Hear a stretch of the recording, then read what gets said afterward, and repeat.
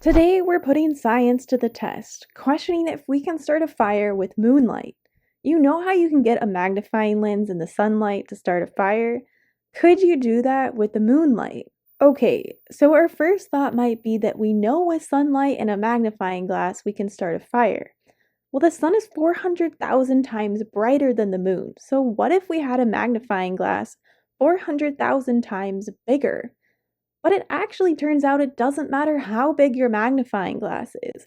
You'll never be able to start a fire with the moonlight.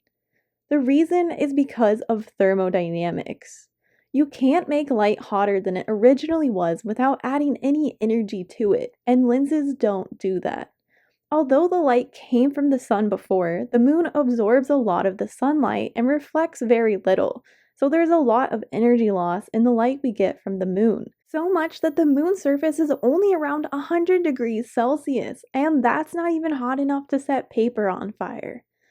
If you liked this video, don't forget to hit that follow button for more science fun. Until next time, stay curious.